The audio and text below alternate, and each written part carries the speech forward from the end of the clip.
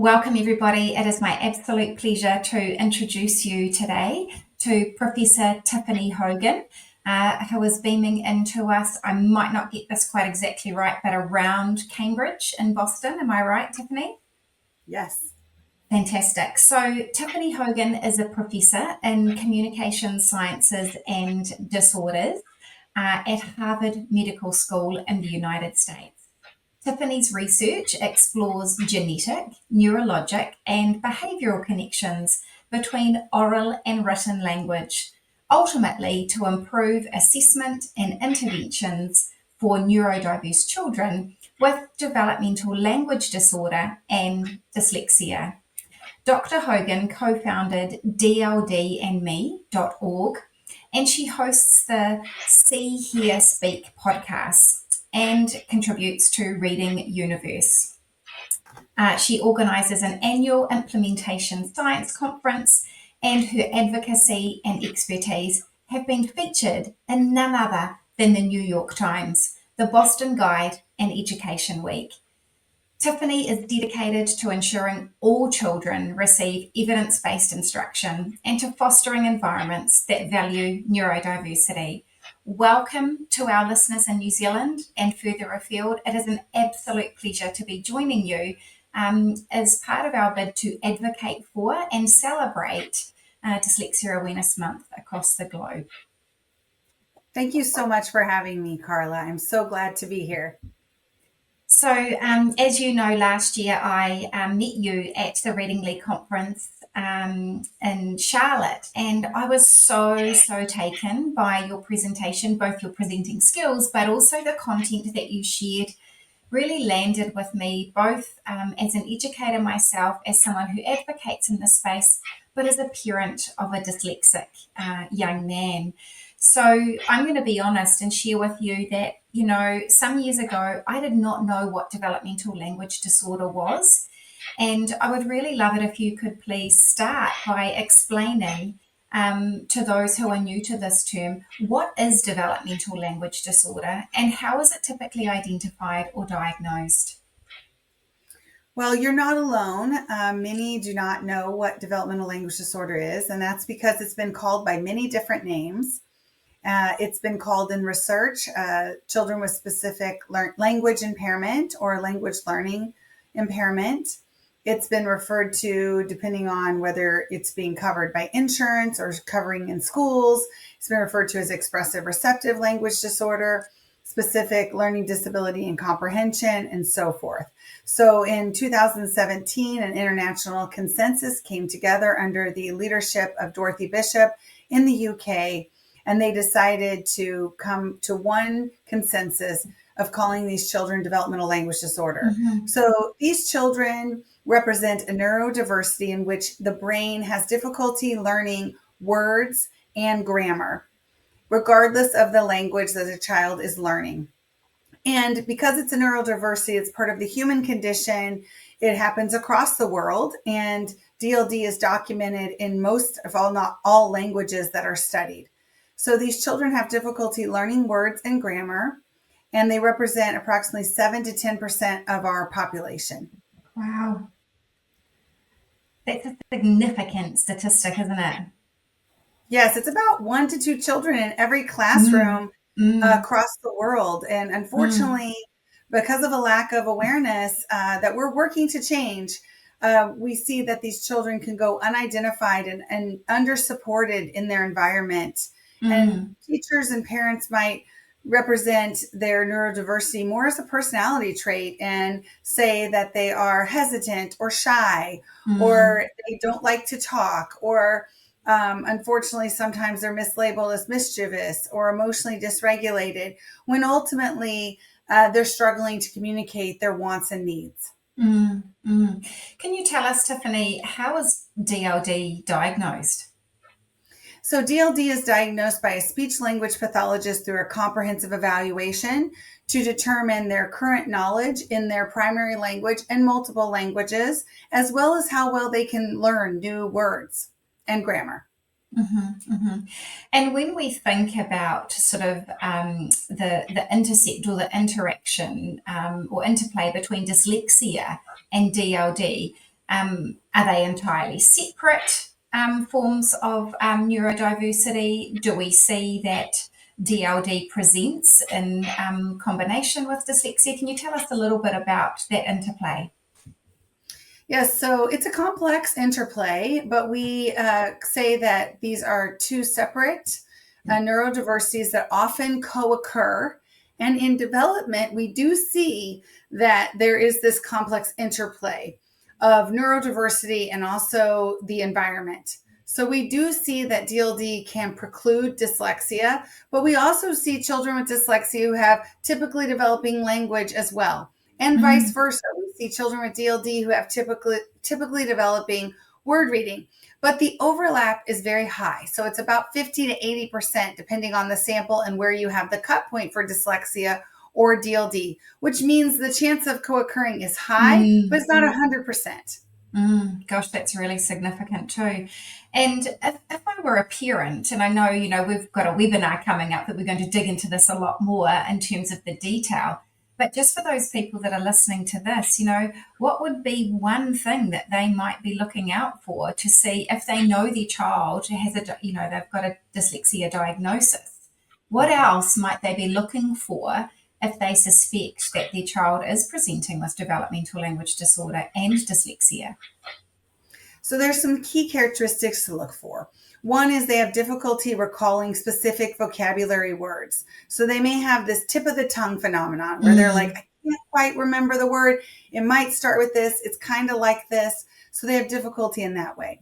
It can take them longer to learn new vocabulary. So when you introduce something to them and you say, oh, this is this, they might say, oh, what was that called again? And it takes several repetitions.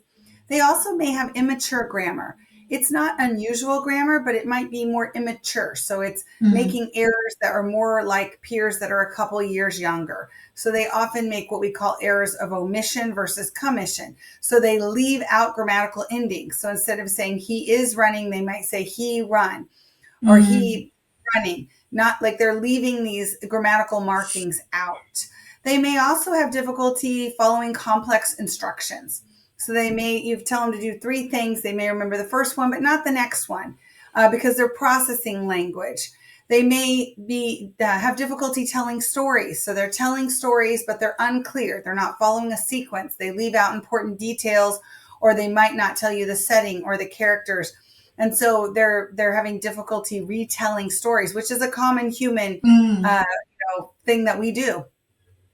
yeah, there's some really great things for parents to look out for. And what about the common misconceptions? The common misconceptions about DLD or dyslexia that you would like to clarify for both teachers and parents? Yes, so DLD unfortunately can be missed because it's difficult to really know the child's language ability. So, what we see children doing in the classroom is they might pull away, they might be hesitant.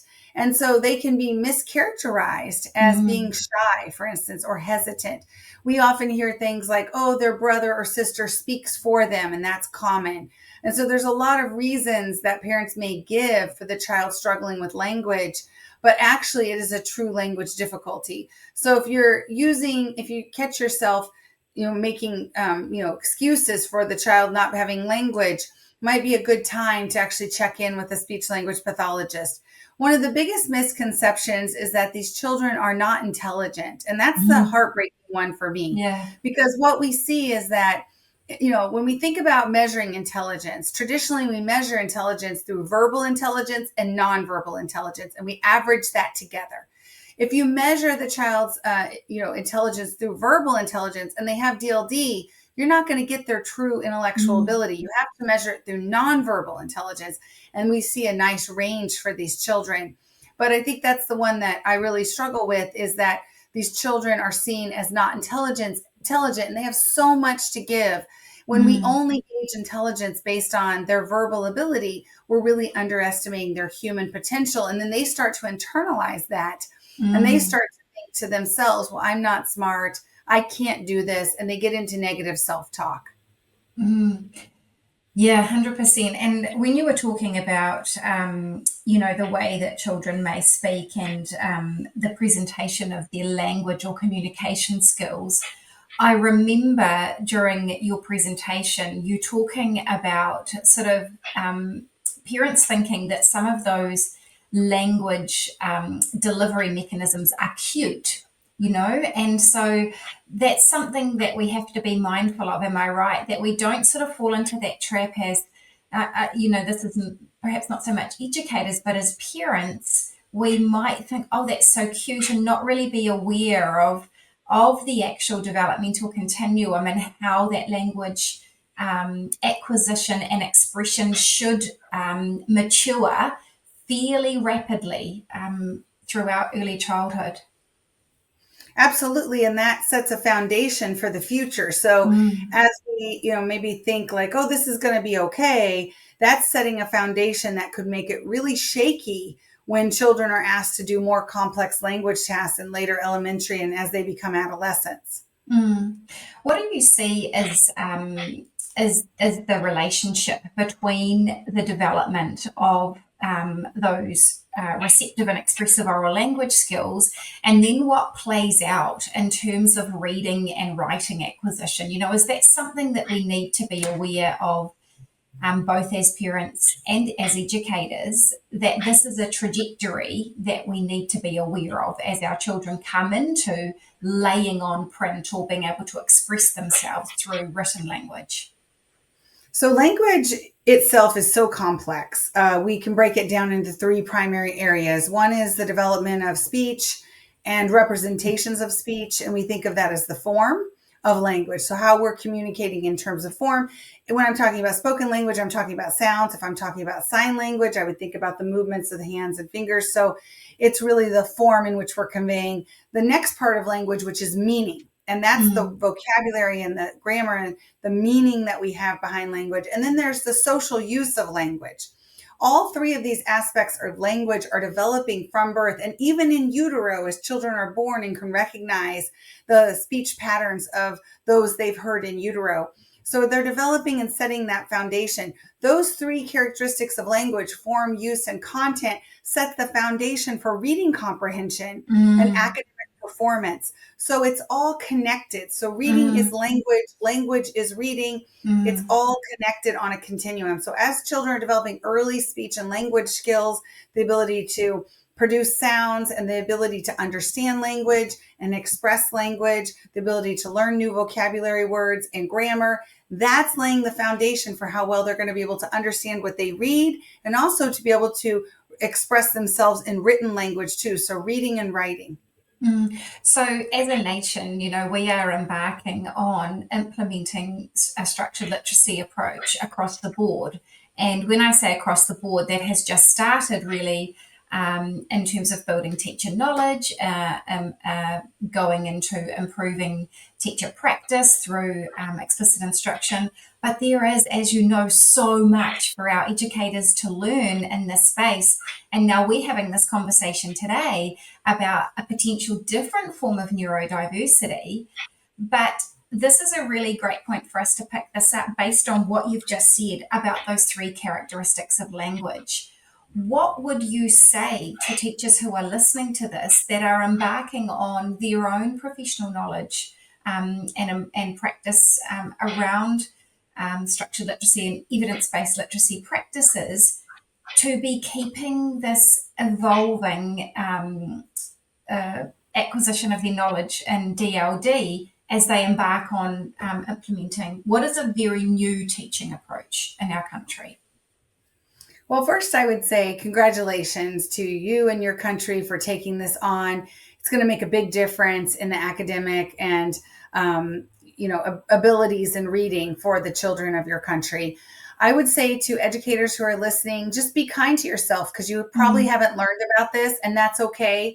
You really are learning something new, and that can be painful. Learning can be mhm, painful over time. It's growth.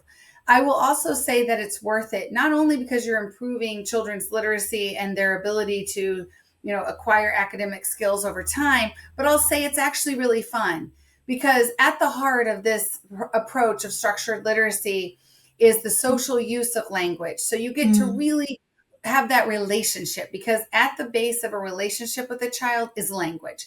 So mm, as you're teaching structured, explicit, systematic sound letter correspondences for word reading, and as you're embarking on explicit, systematic approaches to teaching vocabulary and grammar, at the core, you're building a relationship with these children and allowing mm, them the freedom to be able to express their wants and needs and convey their wonderful ideas mm, to the world, to improve the world and to improve their outcomes. And so mm, it's a lot to take on, but it's so worth it in the end to really mm, think about really these two major strands of word reading and language, and how they come together to support children as they read and understand what they read, and as they learn to write as well. absolutely. And one of the key things that I'm picking up through what you're saying too is that emphasis, my words, not yours. But what I took was that if we teach all of our children explicitly through, for example, vocabulary instructional routines, and we are really conscious to teach vocabulary, if we model very sophisticated forms of oral communication ourselves over and over and over, and we believe that our students can mirror that and provide that level of oral response back, speaking in full sentences, for example, we will be more likely to set our students up, even those who may be presenting with DLD that we have not had diagnosed or we have very little knowledge around. We will be more likely to support them in achieving everyday language success. Well said. And I think it also hits on an important point, and that is having a neurodiversity does not need to be a limiter. It is a Mm, different way of thinking, and it can be difficult to learn certain concepts, but with repetition and support in the classroom, children can learn and they can mm, achieve. yeah. Thank you so much, Tiffany. I'm really excited about our webinar that we've got coming up at the end of the month. And for those people who want to learn more in this space, I really, really encourage you to take the time to register for that webinar to learn a little bit more. As I mentioned to you, I sat in awe of your knowledge, but also actually, I ultimately sat with my parent hat on, as I shared with you in that webinar, in your session at the Reading League in 2024. And I just found it so insightful. And I'm not going to lie, I wish that I had known that stuff when I was a classroom teacher myself. What would be your parting message for those teachers and parents who are listening to this chat today? What would you like to leave with them? A piece of advice, a key tip as they embark on building their knowledge to support maybe their child or the students that they serve in their classroom? Well, first, I'd like to say thank you for taking the time to listen to this chit chat and to be a lifelong learner. One of my favorite quotes is, "A ship is safe in the harbor, but that's not what Mhm. ships are for."